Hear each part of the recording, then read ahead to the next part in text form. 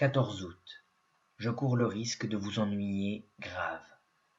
Écouter religieusement Mozart, les Beatles ou Astrud Gilberto, faire un aller-retour en une nuit en Suisse pour assister à un concert de son chanteur préféré, se gorger de fraises des bois, prendre les chemins côtiers un jour de grand vent, attendre une éclipse ou le passage nocturne d'un grand-duc, se creuser la tête pour savoir ce qui ferait plaisir à l'autre, marcher nu-pieds, prêter l'oreille à des voix répercutées par la mer, s'étirer et bâiller, allumer juste une petite lampe ou de gros projecteurs, courir le guilledoux et faire des compliments, être à l'affût des regards qui en disent long, corner une page même si cela ne se fait pas, envoyer bouler un temps la politesse, oublier de prendre son courrier, se tenir par le bras ou par la main, marcher à contre-courant, se tenir la porte à un élégant vieux monsieur, se rouler en boule, humer l'air du petit matin frais, regarder les branches secouées par le vent, faire un feu qui crépite bien, baffer du saucisson et des cornichons, guetter la minute à 20 et à l'heure, où un ange passe fugitivement, mettre les pieds dans le plat, secouer les cheveux en tous sens, sourire à qui ne s'y attend pas, parler sérieusement d'un sujet frivole et plaisanter sur un sujet grave, mais pas avec n'importe qui. Ne pas s'en laisser compter par la brute de service ou par monsieur je sais tout. Jouir sans complexe de ce qu'on aime, rugissement des voitures de course y compris.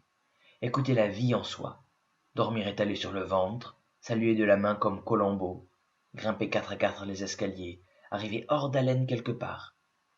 Pleurer au cinéma, manifester ses émotions ou garder au contraire un calme olympien. Se taire, admirer, écouter. Se remettre au vélo ou au piano ou au tir à l'arc. Utiliser au hasard des promenades, les toilettes de luxe d'un grand hôtel. S'installer franchement dans un fauteuil trop profond. Ramasser des petits objets incongrus. Plonger ses mains dans la mousse des sous-bois ou des lessives. Écouter le roulement de tambour du garde champêtre, c'est fini. Ou des limonadaires dans les rues, c'est fini aussi. Poursuivre son ami à la course. S'asseoir à côté d'une fenêtre ouverte.